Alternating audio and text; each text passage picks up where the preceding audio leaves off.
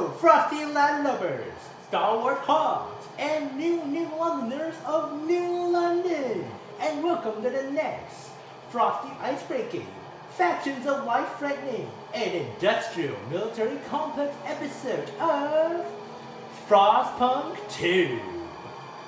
Last time we left off, I was performing my economically and socially responsible duties as Master Steward of this crystally glistening frozen hellhole city of New London by scouring the fleecy white snowy desert for shallow coal seams and search for hydrocarbon-loaded fuel for the city's dying generator.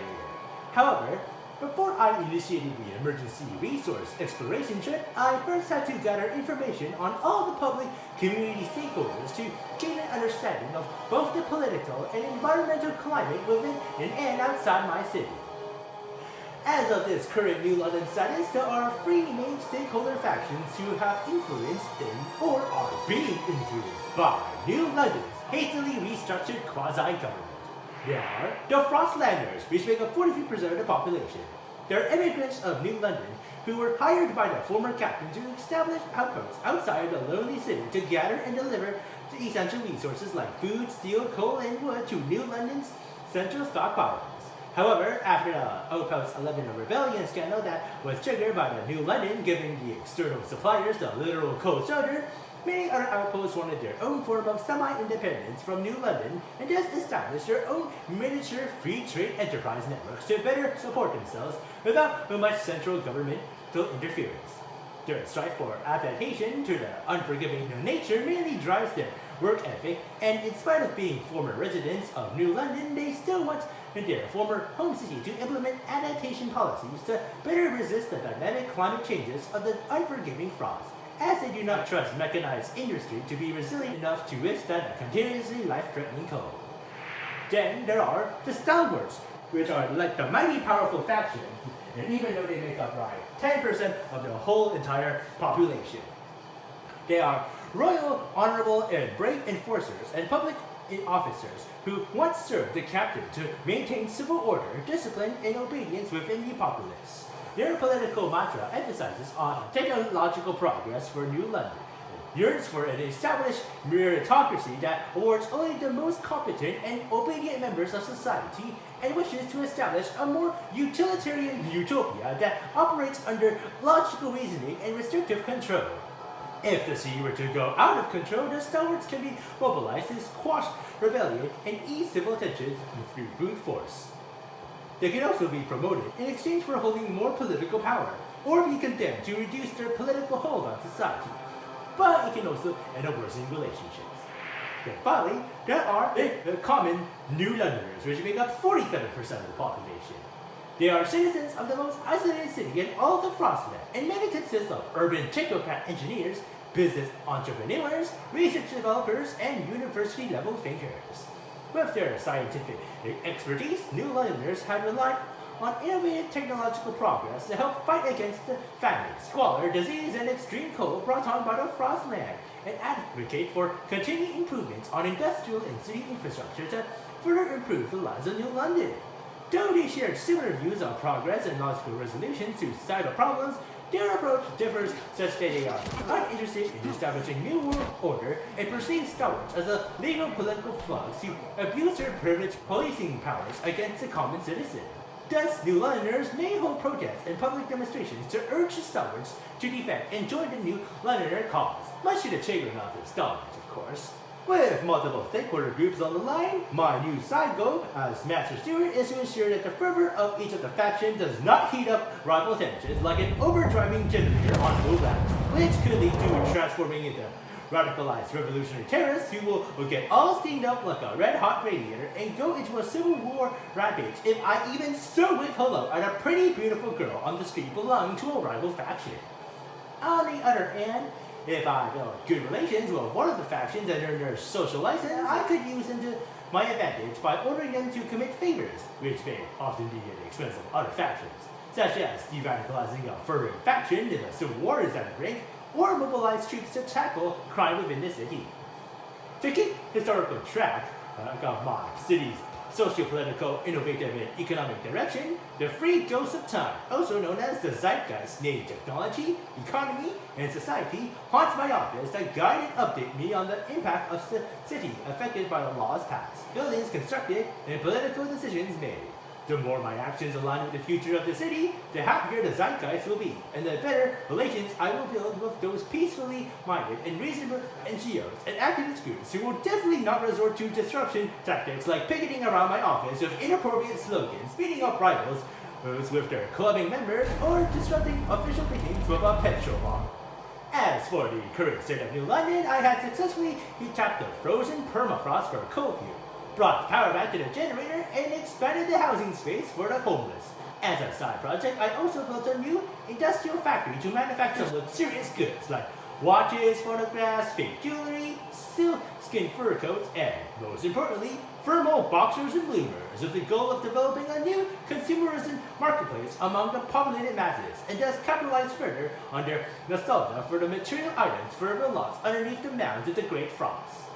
In unrelated news, I was also chosen to bless a cute baby girl named Lily Mae who was born as I turned on the generator, inspired by agnosticism and atheistic nature, thereby spreading the rays of heartwarming hope across the dreary citizens and cooling the steam-boiling tensions of the coalitions of community faction members. After returning back to business, I then developed a new research institute that will innovate new ideas brought up by different faction groups to develop new developments in the industry, home improvement, heating, and resource extraction, as well as the legislative council to vote on and negotiate on the technological, socio-political, and climate adaptation laws for New London. As first order of business, I met up and discussed new plant development with the researchers and pontificate on addressing the heating and generator fueling problem. The first idea set by the New Londoners and stalwarts was lining the houses with asbestos to cut down on their heating bills. However, I was sadly reminded about the collection of unpublished medical articles by female inspectorate Lucy Dean Streetfield on the respiratory dangers of asbestos, left the river due to the dominating socio-political turmoil surrounding the upcoming Great Frost. In spite of the numerous physical advantages of asbestos as a great heating and insulating material, I decided to shelve the idea as I do not want to spread risk of any microscopic lung-piercing fibros among the working population. Then we discussed it on the FROSTLANDS idea of compressing coal dust into bricks and turning them into efficient fuel blocks for the generator. Though it could still introduce respiratory problems to the workers, it is still considered less damaging and life-changing compared to the asbestos mining, and also less destructive to housing infrastructure when compared to explosive coal mining. So I had this research approved as our first developmental project and dusted this errand off my agenda. With the captain no longer alive and everyone expressing various different ideas on how New London's future will progress, I decided to take initiative in building the first parliamentary council and made our first public meeting session, which just so happens to be a vote of no confidence over my impending impeachment as Master Steward. As I explored and discussed about my political stakeholders, I decided that in order to remain in office, I made a few negotiated deals with the common majority of FROSTLANDers and New Londoners and promised 2 more developmental projects. Number 1. Fund projects for the New Londoners with 215 heat stamps who may need the development of new efficient coal mines. Number 2. Construct an untreated zone that will cut up frozen lumber on a massive scale, but also increases the risk of being exposed to Arctic-specific psychrophilic fungi and spores that are resistant to cold.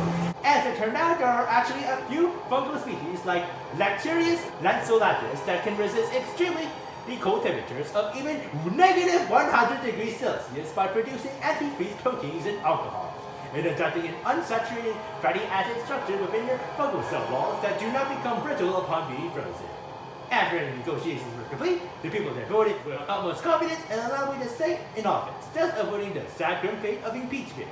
My only task now is to keep those 2 promises above and hope I do not destroy the trust of my people for an upcoming looming critical disaster. As a socially licensed title as a Master Steward of New London, everything I had discussed and experienced within this political city mechanic was akin to the functions of the civil society stakeholders I learned as a business ethics student. Let's talk about what civil society is. Civil society is voluntary community and social organizations or institutions that contribute to societal function without any involvement of the government. Civil society stakeholders within the city all include the NGOs or non-governmental organizations, the public media, community-based organizations, aka the factions, civic clubs like philosophy thinkers, trader unions like FROSTLANDS and outpost settlements, charities, social and sports clubs, possibly the all-out ice hockey, cooperatives, possible collision between FROSTLANDS and Newlanders since they are like the common majority? Perhaps so. Residential homeowners, professional associations like New Londoner researchers, policy development institutions such as the research institutes with their idea tree, educational institutes like mandatory public schools, and finally, organized religions like faith keepers if New London chooses faith in spiritual strength. In order for the government or business to succeed, relationships with these civil institutions must be developed to learn about their stakeholders, as well as organize their role in society and develop mechanisms for interactions. Relations are proactive in such that managers or stewards respect each faction's role in society. Though smaller in size and political power, NGOs and the public media still have substantial influence over larger institutions of government. That's why development institutions such as think tanks, religious institutions, and educational organizations mainly have the most influence. And if you are to make sure you're not being overthrown or impeached, you must remember this very important saying by Peter Stordalen, aka the Norwegian businessman and owner of conglomerate Strawberry Group. What is good for society is also good for business. Oh, and possibly also the government. And with that everything now explained, it's time for me to continue on with my job as steward. But first, I must have a nice sip of vintage preserved cocoa wine.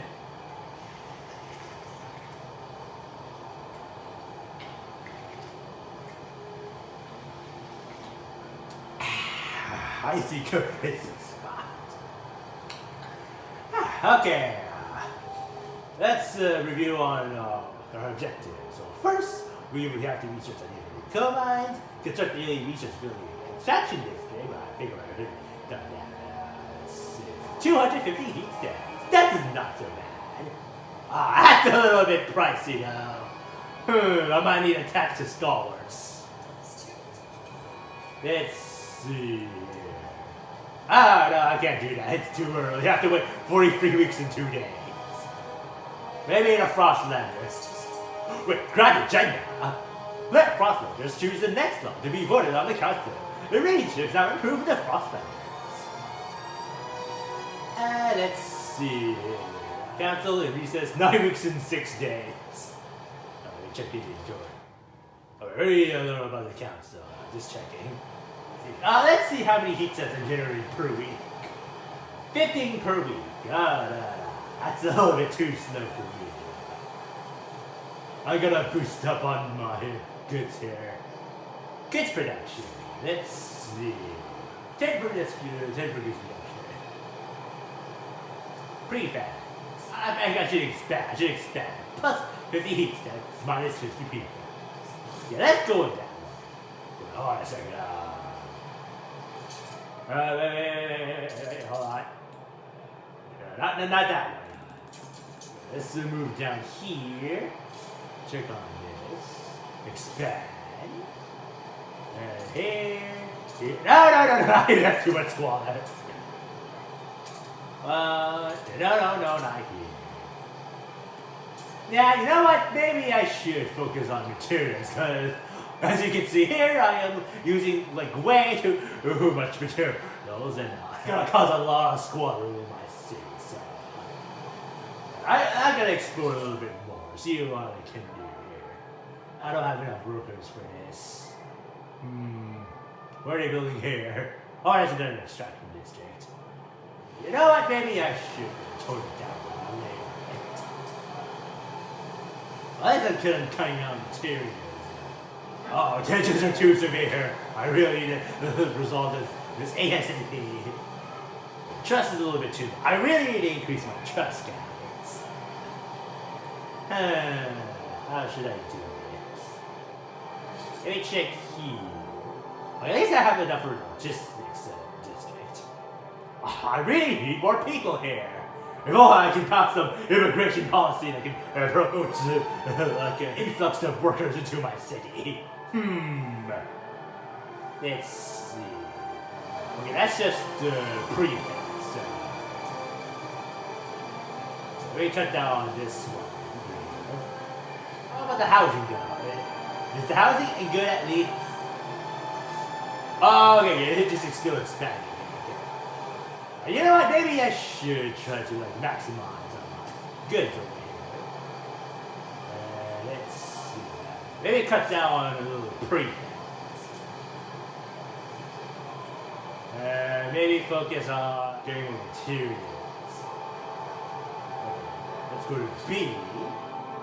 Extraction. Oh, hold on a second. What's going on here? 2, 3. Hold on a second. I need to move this down a little bit here. Collect as many squares as I can. Extraction. 1, 2, 3. Okay, maybe frost break. Frost break dips. 2, 3, 4, 5, 6, 7. And not there. 6, 7. What's this? Oh, okay, infinite number of rituals. Alright, so 1, 2, 3, 4, 5, 6, 7. Hold on a second. Yeah. I want to max it as much as I can here. Alright. 1, 2, 3, 4, 5, 6, 7, 8. Okay, that should do it. What next is it? How long is it's gonna be the next research?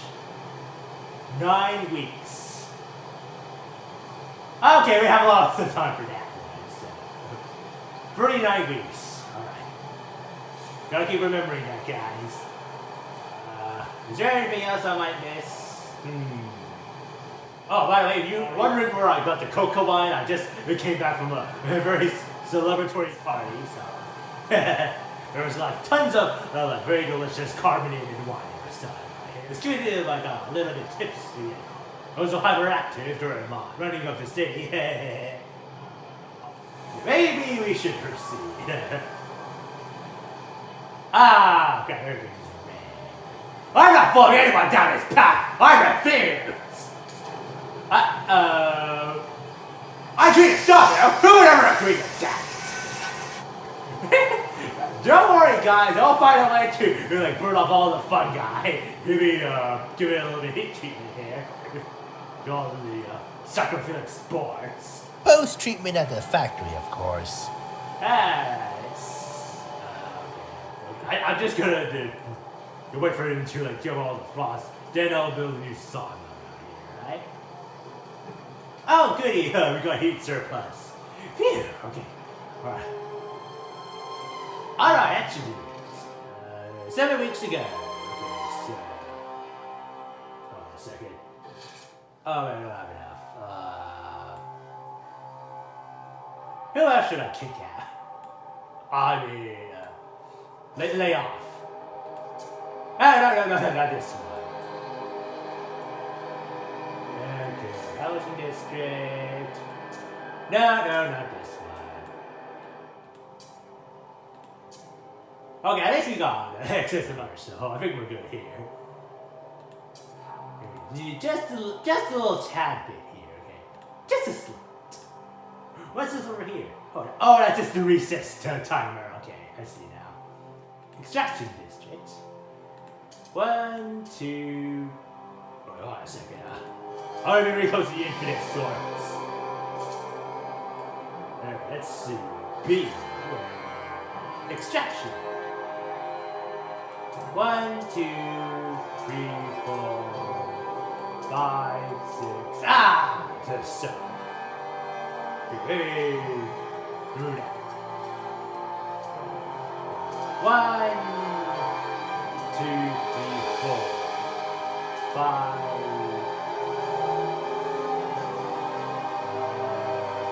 6. Yeah, that should do it. I think we're good.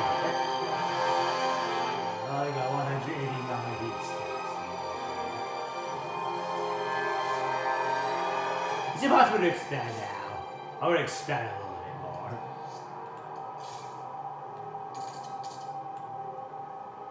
Oh, not there. Oh, hold on a second, guys. Okay, let's move it down here. Click on this. Okay. Expand. 1, 2, 3. Check. There, that should do it. Okay, I think we're good there. Let's see. 6 weeks and 5 days left before just collide. How many workers do I have left? Oh, only 75. Oh, jeez. Come on, come on. Let's see what the factory looks like. Ooh, fancy. Look at the congregating. Look at the automatons, right? Yeah, that's awesome. Alright, it's ready. This big. Alright. Jesus Christ. How many workers we need? Oh, I said. Okay, there we go. Now we got access. Good. Now we can like increase the number of heat steps I get per week. Woohoo! Unmet demand we get. Oh, I said plus 8, 13 per week. Yeah, I think we're good. A surplus. Still don't know materials though. In fact, materials I can't make any consumer goods from my state-owned enterprises. Okay, it should be good. Okay, only got like around 43% left before I can research the next idea on the idea tree in the Research Institute. Okay, while we are waiting on that,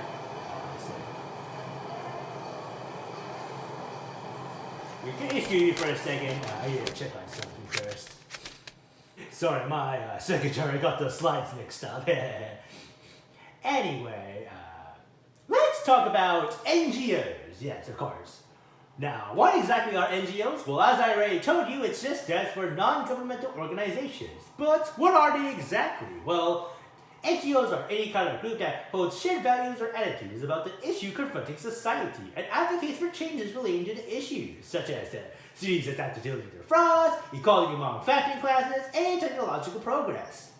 Now, in the context of influence over the formation of public policy, these NGOs are deemed public interest groups, okay? Like these two here are considered public interest because they have an interest on how public should survive even in this unforgiving post-apocalyptic world. But if they're all about the money and the power of influence and seek the advancement in financial interest, then they're considered special interest groups. Though both groups can indirectly influence government, public interest groups can still directly take action to influence the future to make it consistent with their values, attitudes, and principles. As NGOs are not influenced by the government, well, except for the stalwarts, these factions can perform a variety of actions that cannot be done by the government, such as holding protests and rallies. Let's review about the common issues of the New London NGOs now. As you already figured out, the common issues are scholar versus city infrastructures, which involves maintaining stable living space shelters for residents in housing districts, homeless welfare, and the desolidation of construction materials and prefabricated goods. Technology. There's opposition to mechanized tools and industrial infrastructures, as already discussed about the FROSTLANDS, And also, advocating for improvement in human living standards, as told by the New Londoners. And then there's economy, of course. There's opposition towards forced resource acquisitions, as you already see. But they do advocate for collectivized mercantile enterprises or state ownership of certain businesses. And they're more concerned about concentration of ownership and domination over the economy by the elites, such as by the stalwarts. And finally, social development, as they are concerned with the growing rifts and tensions among FROSTLANDers, stalwarts, and the New Londoners.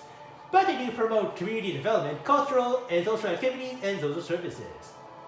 Now, stewards must be aware of a variety of approaches or tactics to influence government enterprises and other stakeholders.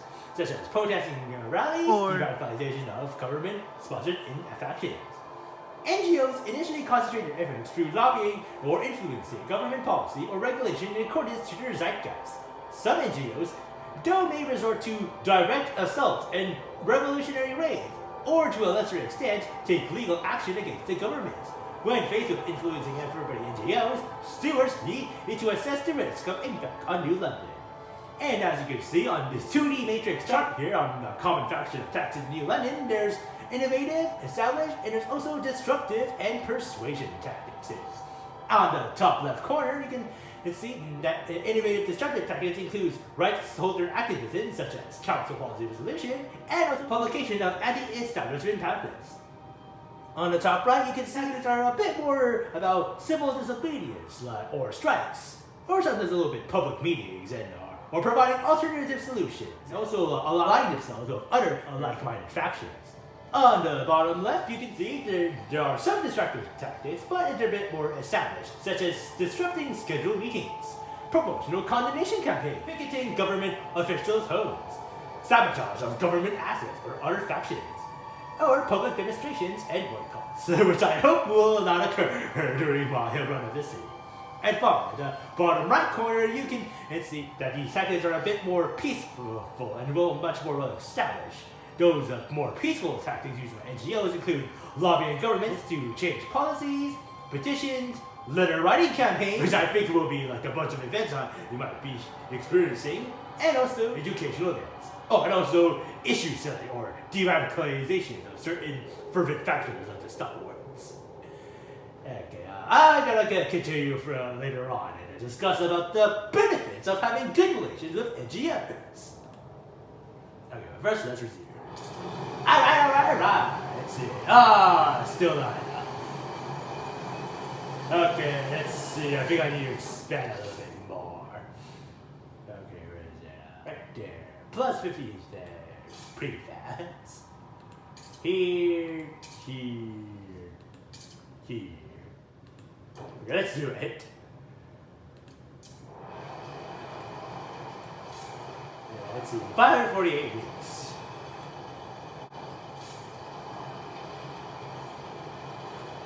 Alright, I'll get 69. Damn it. Let's see, everybody.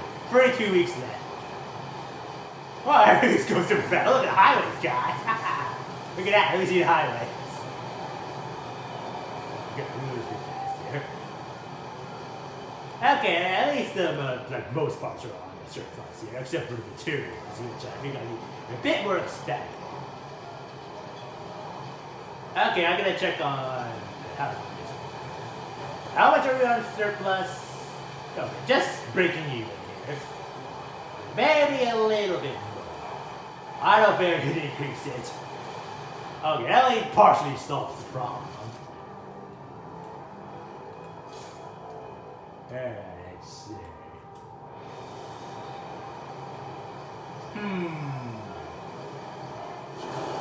Alright, that's for my research! Your building proposed by the FROSTLANDS. Now to construct a newly researchable in extraction district. Okay, we're going to buildings and extraction. Oh, damn, I need 400 workers.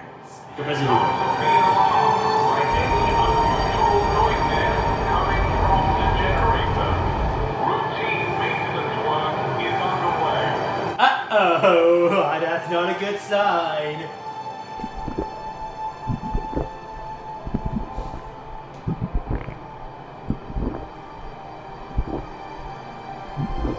Okay, let's see what they're complaining about again. A Brightline 55, the drill sergeant, and burning the generator. Good to have you back on, chap. It was a terrible fright to have you switched off. You're more than just a heat source to us, that hour. To us, you're a symbol of what's weak. You should know. Unbending, unmoved fortitude. Merely all stand so bold against the false. The generator is very respected by the Star Wars.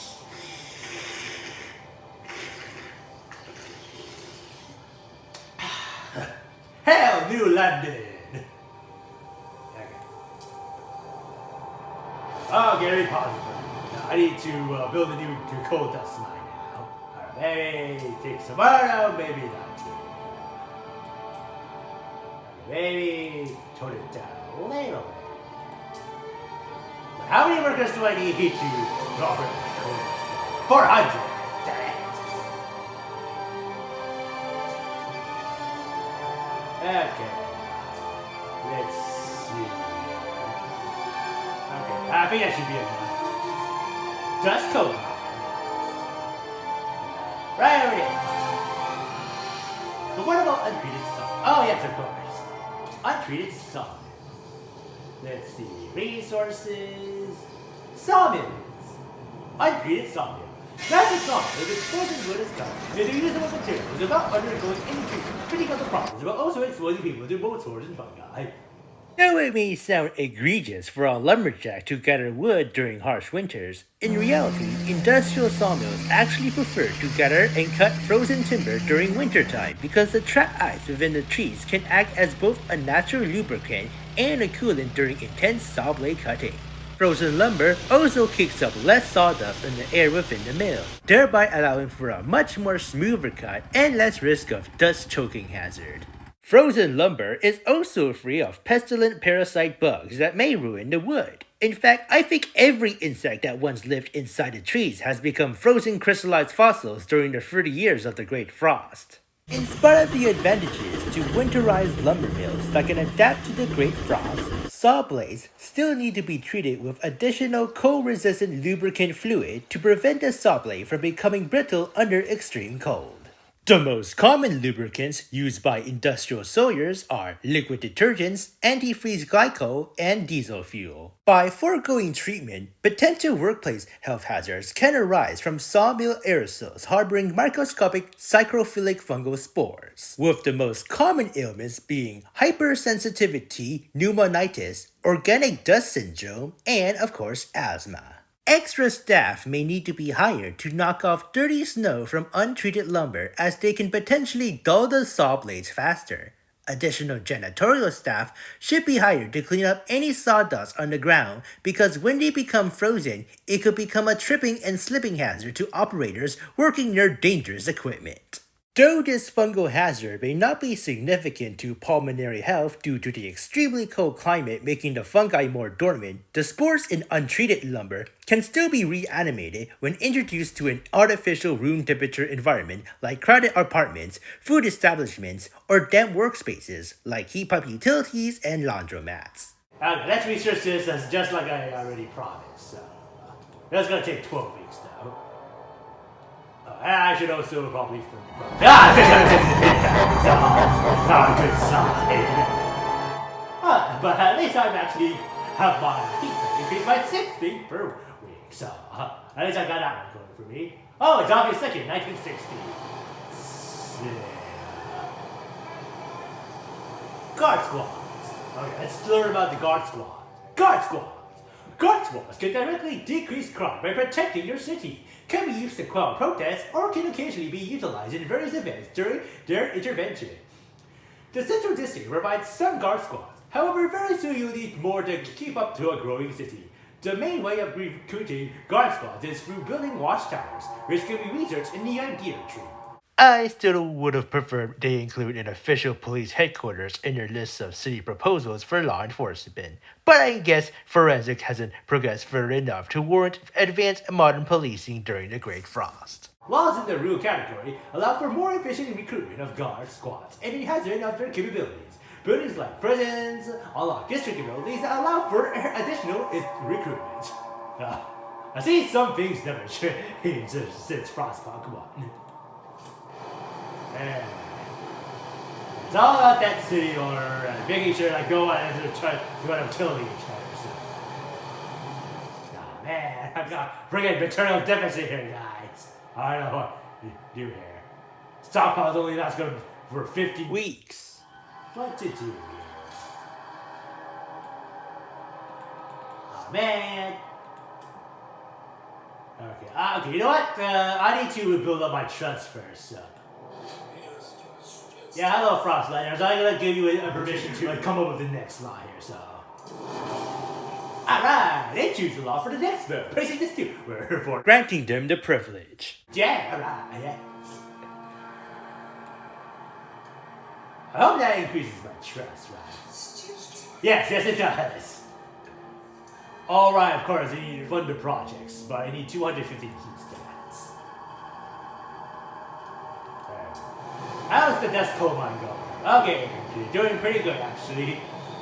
Ah, at least the tensions are down. Phew, okay, alright. Alright, jeez. Phew, okay. Alright. That is.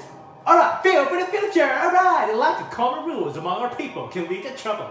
But as council debates the future of our city, all are concerned about the day our last coal deposits will run out. We must explore the Frostland for more resources of fuel, or else the city will have no future at all. We must find more fuel! Gotta mine for more fossil fuels, guys. Build on district in an old way station. Then, find a permanent source of fuel outside the city. We need to find logistics here. Oh, way station. Find a way station near the city. Prospect and find the logistics district. The logistics district. Okay, yeah, that shouldn't be too hard, right? I should probably start frostbreaking. Ah, damn it, 200 workers. That ain't good. Let me cancel this here. Maybe tone this down a little bit. 2, 3, 4. No. Here, this is good. This is good over here. I'm talking about maybe max this down first. Oh, that increases the Z. So maybe just over here. 2, 4. Yeah, right there. Alright, that should do it. Yeah. Start frostbreaking a little over. Let's see. Here. Here.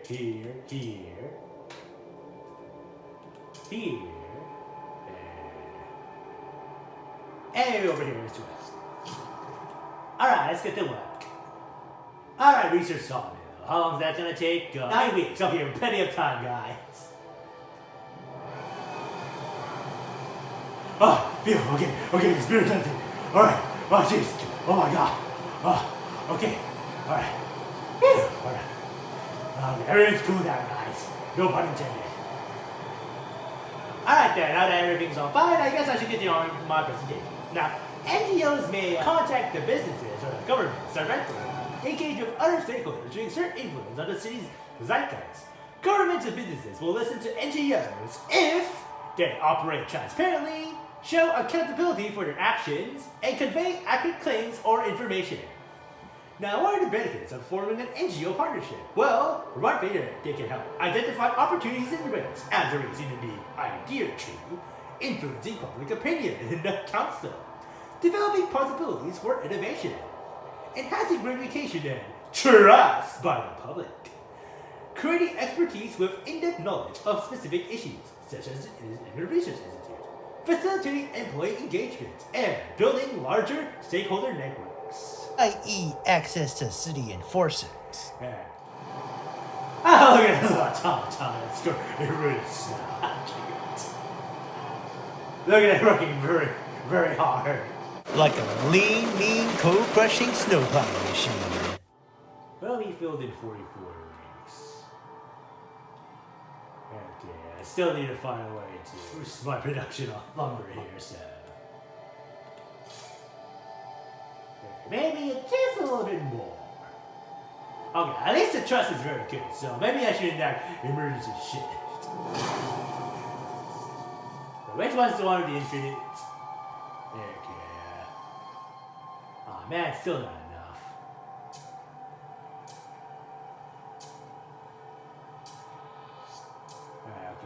Okay, maybe after they research the sawmill, I should probably build it over here, and then if I manage to make a surplus of materials, I can continue on expanding. So, should I continue fostering over here? Yeah, maybe it's good to expand. So, not enough workers. I need 200. I'm barely breaking even here. Yeah, I just stagnant. Okay, hey. A little bit here. Yeah, that's gonna be enough. Oh no, it's gonna get taller next time. Okay, I gotta do it really, really fast, guys. 1, 2, 3, 4, 5, 6, 7, 8. Dead. And now we've got 4 absent workers left. There. Alright, we got to fund the projects for the New London Ministry.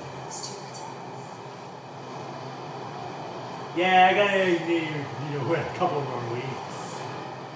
I gotta finally to expand my industries. Oh, man, I'm only breaking even here. What should I do next? Oh, yes, of course. I need to build more districts. The districts. Ah, man, E600. Damn it. You know what? No, let's just focus on trying to reach the highway station. 1, 2, 3, 4, 5, 6, 7, 8.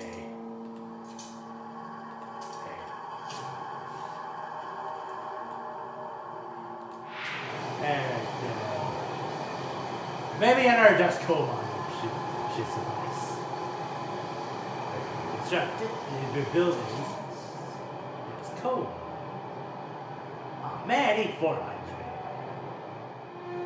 This is not. All rare seeds should be handed over to the relevant authorities for identification and preservation. I didn't know New London has a seed art bank. Colder season! Heat demand has been increased! Oh no! I hope the tensions are not high. Minor diseases! Oh, God. I need to boost up a co-production right now, guys. Maybe boost it over here.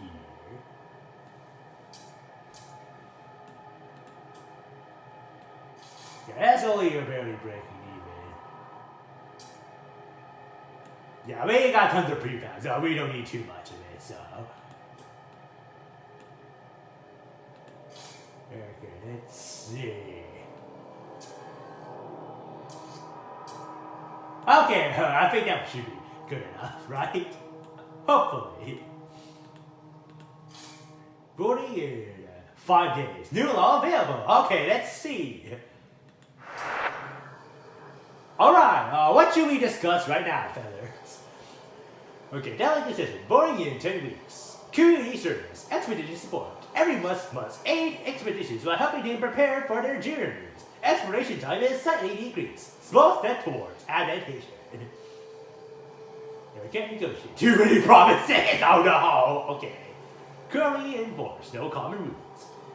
Let's see. Okay. Yeah, maybe later. Yeah, but first let's fix some of these promises. Like a new sawmill and also funding the New Londoners, of course. Hey, wait! Stop, crap! I don't have that much time left. Oh wait, never mind. My calculation says it's gonna take 2 weeks and 5 days. Okay, I need to boost a little bit over here.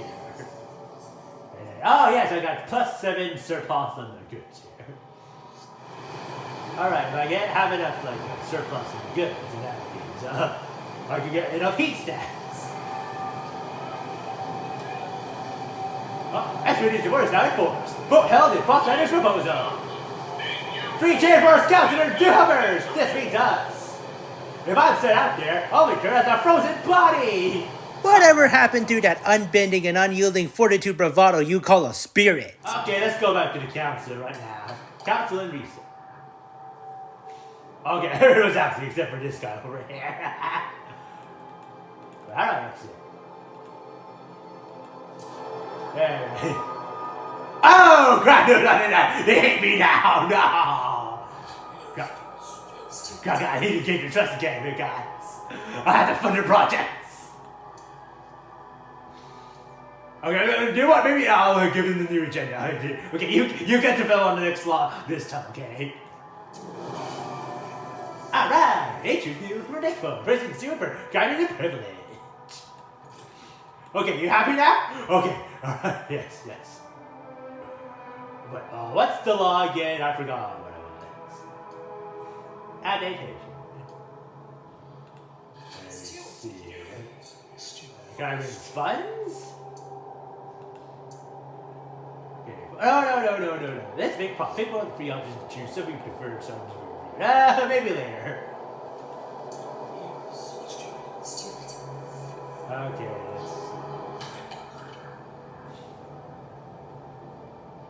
Okay, I'm just checking here. Oh wait, the song is almost complete, guys. Okay, just gonna wait for 2 days left. And come on. Alright! Frostlanders and nice man. The Frostlanders that lied, you kept your word. Did now look upon your rule more positively and consider you a leader of integrity. Relations with Frostlanders improve. Trust rises. Yes, of course. Oh, geez, I don't know why. You can take the pressure, guy. That's all about being a friggin' leader in business and government. You have to succumb to the pressure of the NGOs, because you see, NGOs can also indirectly influence businesses and governments via allied stakeholders and make them respond to their activism through free key measures, such as threaten establishments with significant harm, like a civil war, demand establishments to change their tactics, and ensure any changes are aligned with NGOs' goals. In other words, you have to keep your promises, or else they're gonna threaten to depose you and you're gonna murder if you're gonna say. These measures will transform any corporate presences and large government into a conduit for NGOs to achieve non-market objectives. Now, there are variables to respond to NGO factions. Okay, sorry guys. Oh jeez, this color shading is not doing wonders for my health. If the factions are powerful enough to influence politics and business, it is considered inadvisable to ignore their demands, and their tenacity it cannot be underestimated. There are 3 major reasons why governments or business choose to resist/capitulate to NGO factions. Number 1, transaction costs. It can vary across different industries and sourcing costs. If it's a natural resource industry, then they're more likely to resist changes if populated demands for essential resources are very high. Those include food, heat, and repair materials. But consumer goods industries are more likely to accept change as capitulation to NGO demands are less costly and alternative material resources are available. Number 2, impact on brand and reputation. Stewards with high self-interest in their own reputation are more likely to capitulate to NGO pressure, like me. Capitulation to NGOs require more logical response if capital costs are few. In other words, don't make big promises that you cannot keep, okay? Number 3, competitive position. Highly competitive cities may capitulate to NGOs to gain advantage over other rival cities by diverting their active efforts to other cities. Now, not all stewards are going to respond to factions with resistance, capitulation, and preemption. Other stewards may have concerns and beliefs that can motivate their decisions. Now, stewards may have values or beliefs that are based on their educational level or moral upbringing, and not necessarily based on their cost-benefit analysis. So in other words, a leader who demands order and discipline is most likely to be well educated, at least in the traditional moral ethics of authoritarian obedience that were prominent during Victorian times, while a faithful and spiritually strong leader may have been raised under a traditional religious household that held morally conservative and or fiscally liberal values.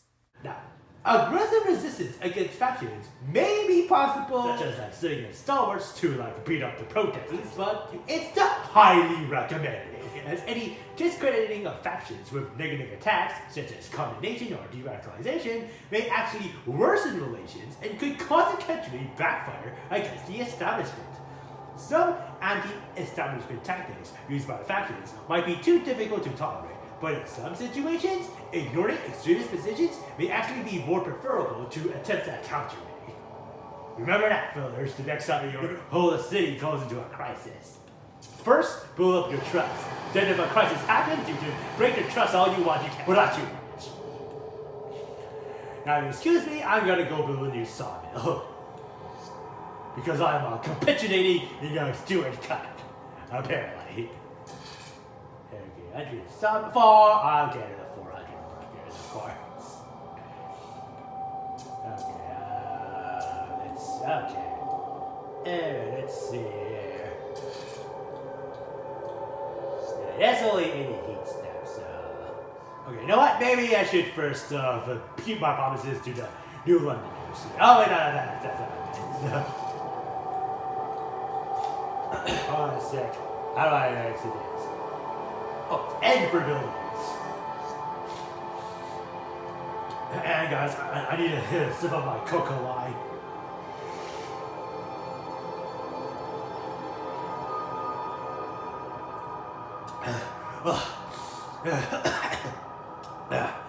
Okay, I feel better now. Okay. Let's see. 19 weeks and 5 days. Okay, guess I have to wait until 250.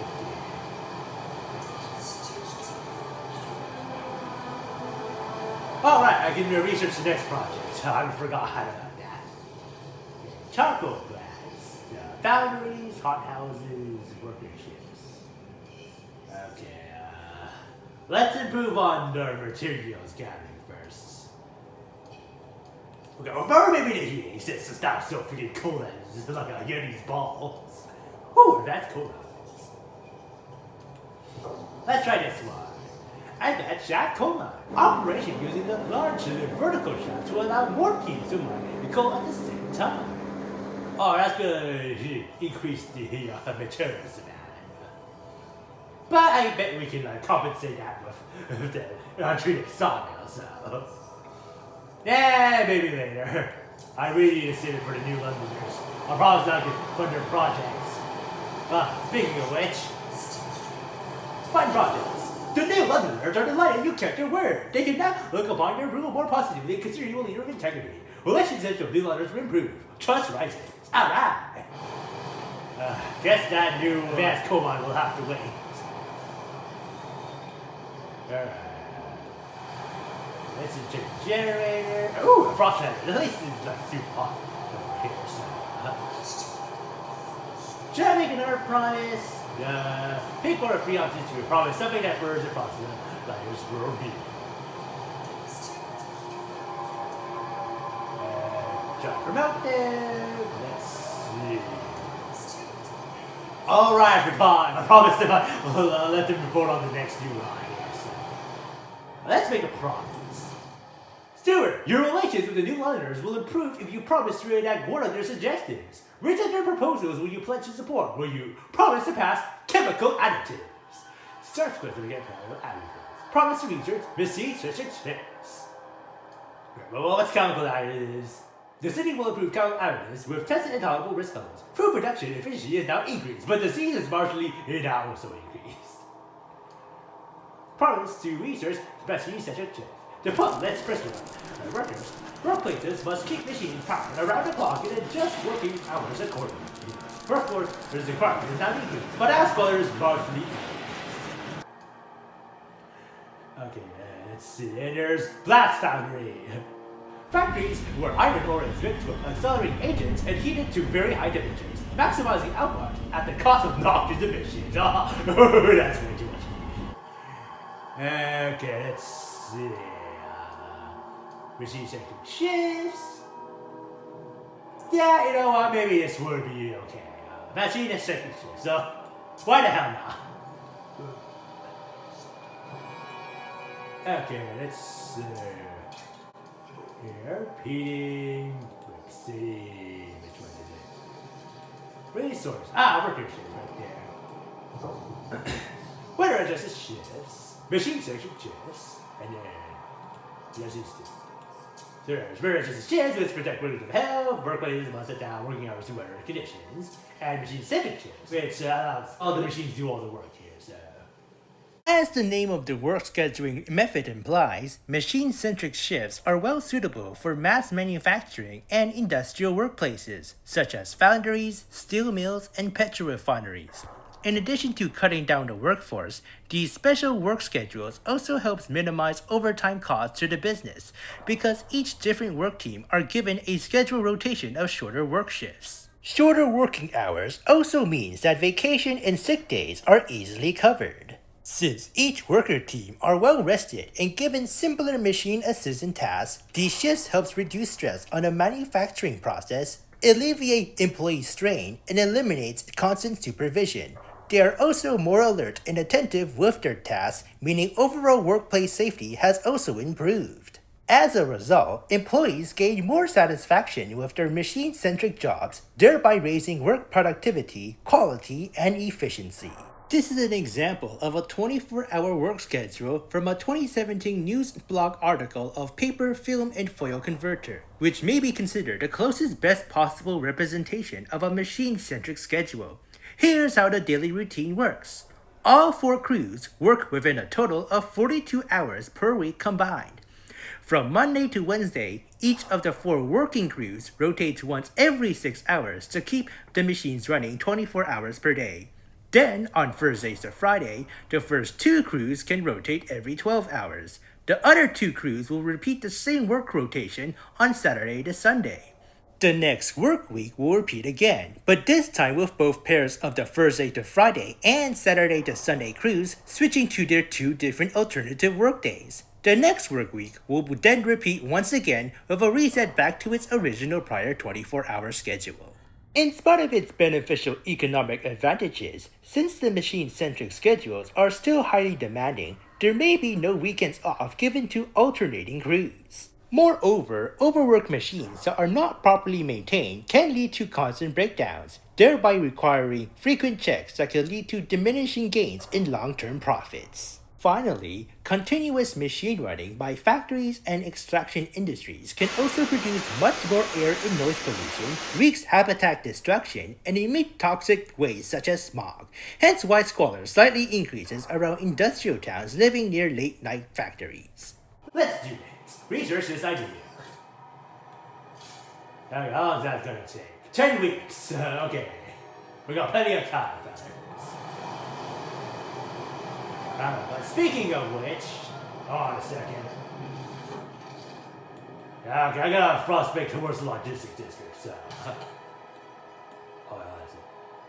Oh, I need 30 heat stats for that. Damn it. Okay, maybe wait until like 2 weeks again. Oh, look, sorry. Back for a little bit here, blah, blah, blah, blah, blah, blah. Should I raise funds for him now?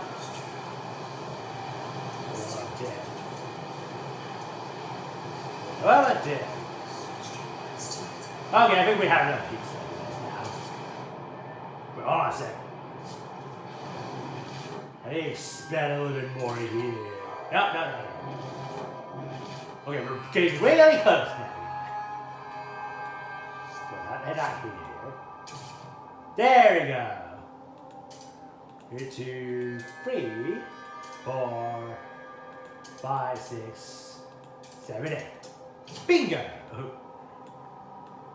Alright, let's see. How many days left? Oh, 3 weeks! Oh, no, that's not good. Oh, shit, what's going on now? Sue Miller, 12, West Street Edition. Looking for trouble. City's power on a governor is like she's gonna be a dude chase or something. Not on our watch. We roughed up that little bitch, alright. Ferguson's boys will learn this too. That Tron wife was good not. They're pulled razor and say we cut up their eyes. It was good fun. Ugh, bleeding pancake blinders. But what we want is a proper room. Shirt blades only. Come on, who wants to play? The lack of law regulating childhood is causing tensions to rise around the city. Oh no, shit, oh crap. Okay, I gotta pass the law on the childhood, fellas. We need mandatory schooling. ASAP now, fellas. Well, at least the kids are doing good, so. And he really heat demands. Alright. Oh, they've been sick workers. I think we should build a hospital.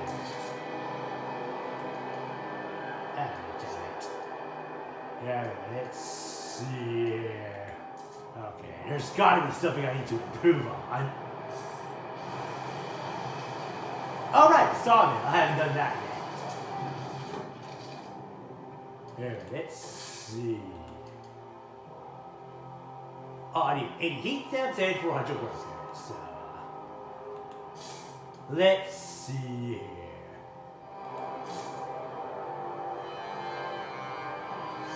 Maybe turn it down a little bit right down here. And we've got 300 workers. Will that be enough? Oh, jeez, this freaking sad song is not doing me wonder, guys. I need more workers. Like 60 more, guys. It's the cold situation. Let's see. I suppose I could tone it. Okay, not that much. Okay, that should be enough. Let's see. Check the building. Okay, I see 80 heat steps. That's all. Hey, fast forward a little bit faster.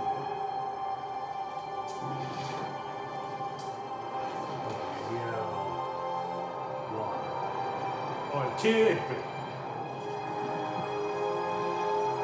Doug, get that shit. I've already passed. Produced goods will be held in 10 weeks.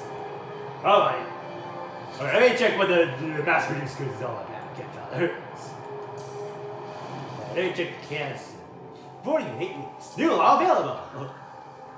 You are, well, tolerated.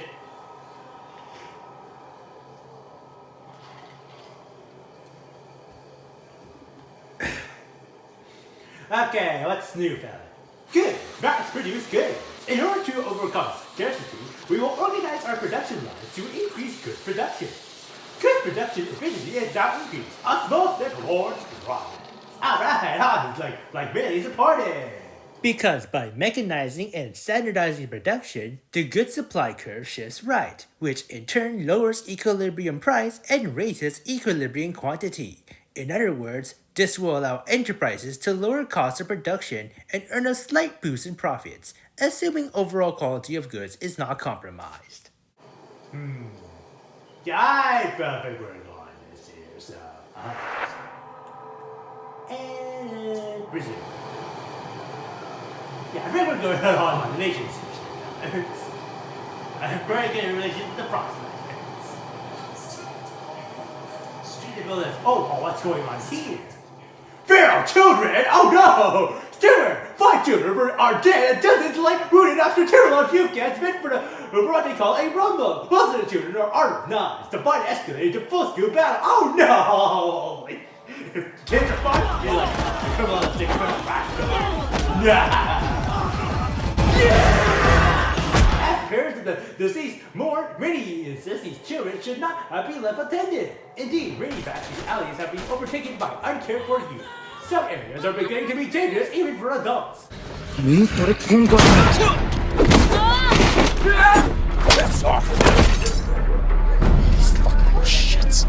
The persistent lack of law regulating child labor is causing crime attention to rising and murder. Crime is slightly increased. Commit to resolving the issue. These children are our future And they must be attended. You will have 3 weeks to pass either one of family apprenticeship or mandatory schooling. For a detailed list of obituaries, please visit your local office.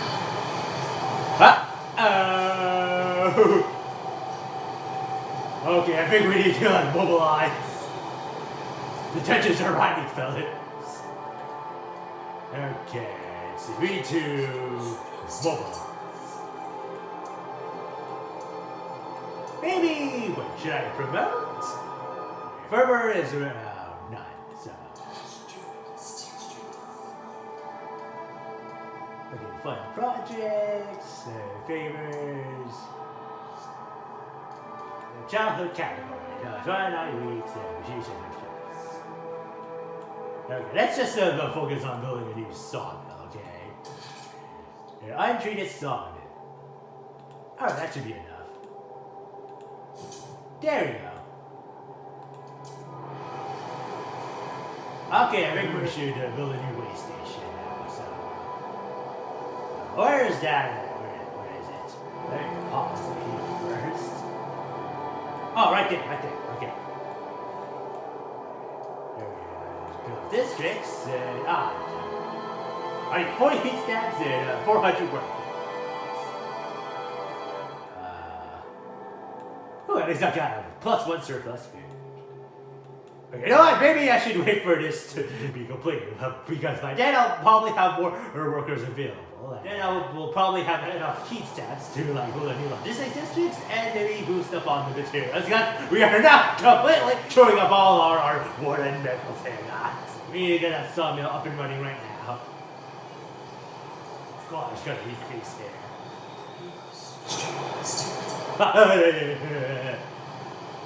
Who said that? Oh crap! Oh shit! Stockpiles depleted! Steward! The stockpiles of materials in the cabinets get run out! After so many years, our resources appear to growing barren. Crap, we will satisfy some of the demand, but problems will mount over time. We must reach for new deposits, otherwise the city and us will suffer. Expand and build new districts to get more materials. I see. Yeah, totally working on that, fellas. I'm building untreated sawmills. New letters to man. New letters are light and you kept your word. They now look upon your room, more positively consider you leader into integrity. Trust rising. I see. Okay, now I've got 579 workers with me right now, so... let's just build out logistics districts right now. Okay, 1, 2, 3, 4, 5, 6. Check mark. Okay, let's see. Okay, at least the sawmill's working right now. Untreated sawmill. Where is it? Oh, this is over here. Our frozen forest.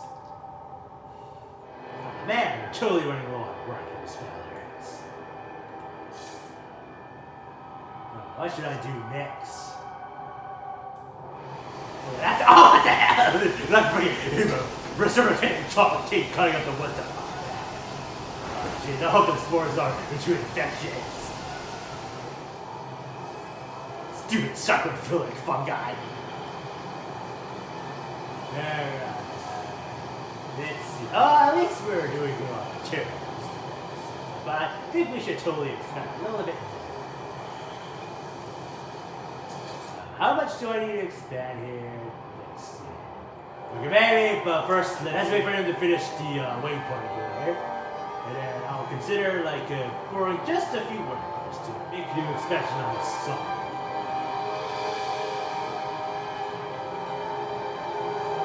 Ah crap, what's going on? As the trumpet struck again. New Londoners demand vote on machine-centic ship. Steward, the New Londoners have just dropped the machine-centic ship's law. Our customary practice would be to hold a vote on its first opportunity, but another group has already given the right to set the current agenda. The Nederlanders graciously agreed to forego your customary research privilege, but trust you to grant the agenda in the near future to compensate. You'll have 50 weeks to grant the Nederlanders the agenda.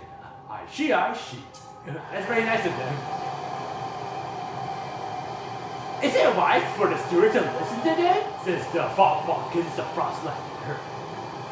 The steward promised them some nonsense. Since we're Sainsbury, the Frostlander. Oh dear. Second guy, the tracing got injured during emergency shift in New London. Shit. That's not good. I'm losing people here, guys. Okay, maybe I should tone down emergency shift here, guys. Yeah, let's turn this off for now. Yeah, okay. Maybe expand this a little bit more. Oh man, I've got 20 workers left.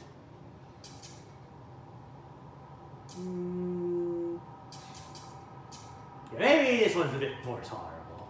Yeah, that's the prefab, so okay, I don't need too much of it. Okay, that should do it, yeah. Let's go with that. Okay. Yeah, okay. Go on, guys. Crisis is averted. Maybe goods. Maybe work on the goods.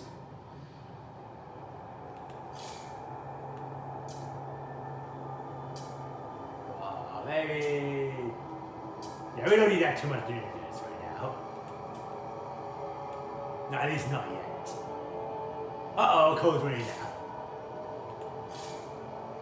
Okay, increase it here. Okay, let's check on the way station. Okay, almost completed, guys. Boarding in 2 weeks. One day. Lawville. For 2 weeks. New proposal on mass-produced goods in 2 weeks. I gotta build my trust as much as I can. Gotta stock up on trust, guys. While we're waiting on that, let's talk about the partnerships of NGO factions. Now, you see, businesses and governments could form partnerships with NGOs to build leadership through social, environmental, adaptation, and economic success. For example, Stalwarts collaborating with New Londoners to establish coal and oil industries.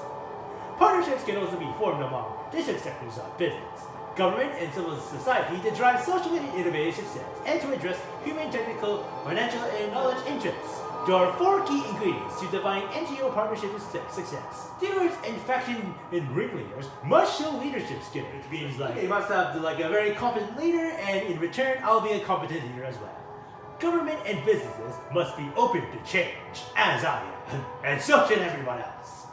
Commitment to goals and objectives must be shown. Yeah, that's pretty self-explanatory in this game. And also, partners must share the same goals, like our Stalwarts and New Londoners, and possibly everyone in this town all agree that Londoners are the worst sort of people ever and should be either locked up in a reformatory school. Through these key points, partnerships can avoid damages to reputations, high startup costs, conflicts of interest, and alienation of stakeholders. Both NGOs and businesses must recognize that different perspectives exist, which may be challenging but also provides opportunistic value of different complementary knowledge, expertise, and capabilities from different partners. It is important to assign responsibility and authority to a champion who can resist against our challenges and indicate to NGOs that the government or business is taking the partnership seriously. NGO engagement is expected to be part of the government or business core of operations, not just a separate standalone operation. And finally, partnerships must evolve over time and adapt to changing circumstances as they arise. Alright then. That's basically everything civil society standards. Just gotta keep my promises. But first I gotta pass the child. Alright, second guys. Logistics district is now being built. You can now survey the frozen lands around New London and find a source of fuel to ensure its future. Alright. Regard the frozen. Mass-produced good is now enforced. Vote held in New London's proposal. Alright, let's see how the people feel about it. The quality of our limited goods will decrease with this law. Fuel will be launching shortly. Okay, what else is there? Yeah, that's good. Have reached a decision. I didn't even do that. Okay, FROSTLANDS. Let's see the tutorial. Access to the FROSTLAND. You need to reach beyond your city to not only survive, but to thrive. Hey, that kind of rhymes. Logistic districts give access to the FROSTLAND. Keep in mind that they can only be constructed in place of old way station at edges of any city or colony area.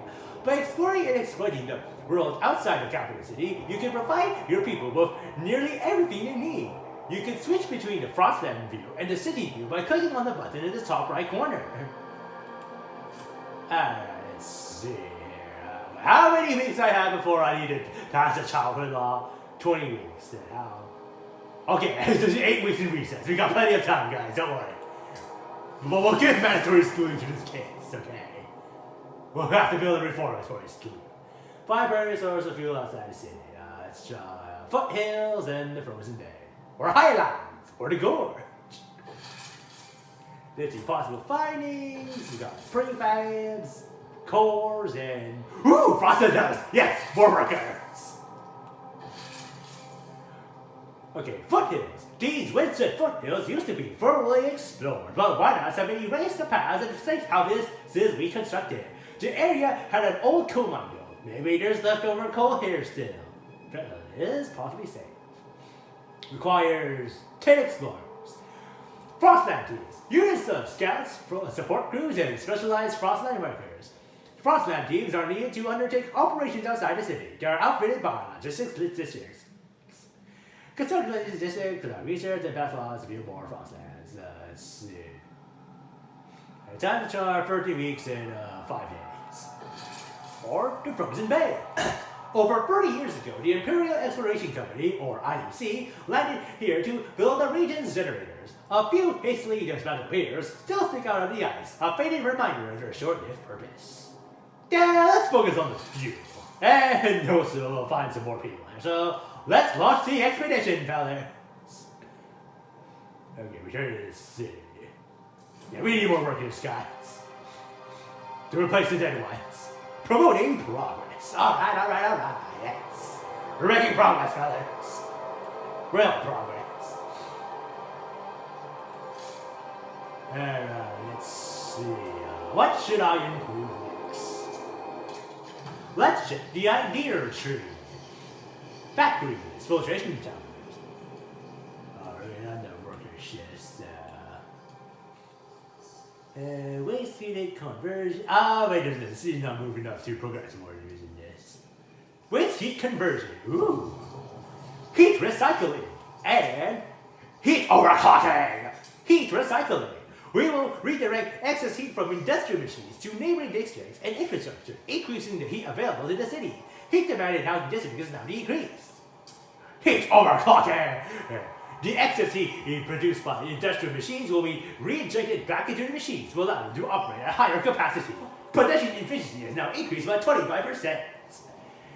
Let's see, what should I do? Help the people or help increase production efficiency? Let's assess the situation first. Okay, losing coal really fast. Well, 16 tons of coal. Only lasts for 97 weeks. How goes our production quota? Okay, everything's in excess, but I think we should do better. You know, let's focus on recycle the heat back into our homes, okay? Now, you do research on asbestos lighting. Here's how New London's heat recycling or waste heat recovery plan will work. First, heat from effluent fluid waste from factories and extraction districts, such as exhaust flue gases, smog, or sewage gases, is redirected to public housing infrastructure via conventional heat pipe systems. The industrial waste gases are pumped through sealed copper pipes as a working fluid into the home heating systems.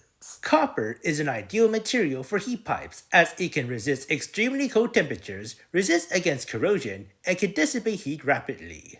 Upon entering the homes, the waste gases release their stored energy through heat exchangers embedded within the walls and floors of the housing districts, eventually cooling down and then condense into liquid vapor through an outdoor air-cooled or ice-cooled pipe system, where the working fluid is then pumped back to the industrial heat source to repeat the cycle all over again. In addition to raising energy efficiency of home heating, it also cuts down on fossil fuel consumption by both residential neighborhoods and private businesses. This simple heat exchange system does not require many complex moving parts to circulate the heating fluid, as it relies on a phase change system.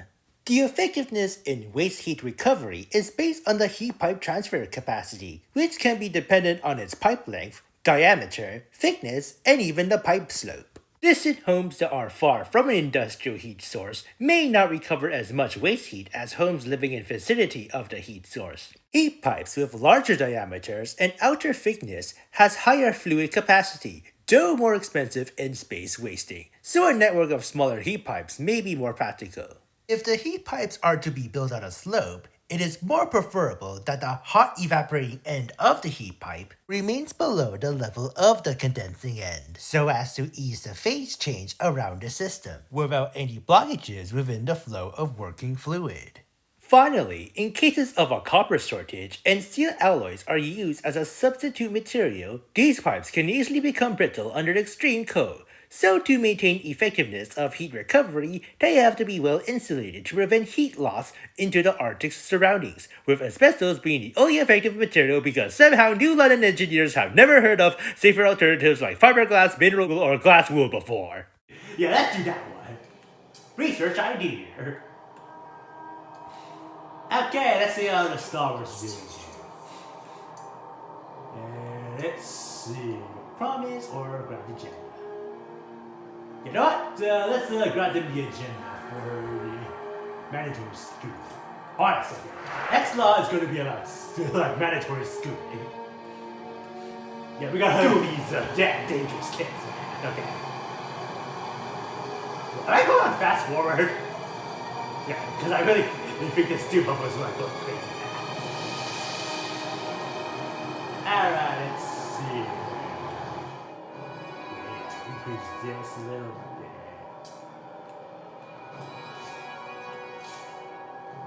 It isn't already at 100%.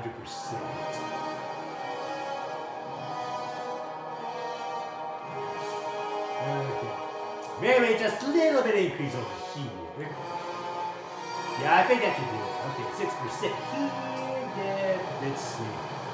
Okay, guys, we're like almost 1.5 hours in, which means it's almost time for me to end this episode. So, let me just say first, fellas, you don't have to live in New London. You don't have to work in New London. You don't even have to follow me in New London.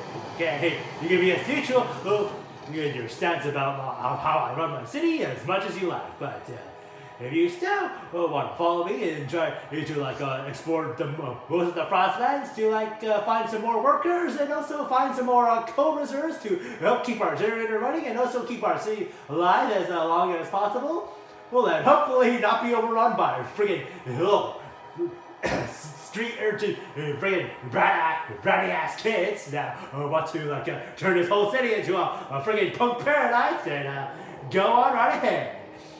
Hold on. Let me get my cocoa line first.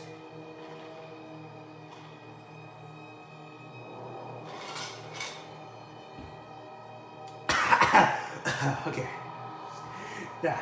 This is Young Steward Z signing off until next time.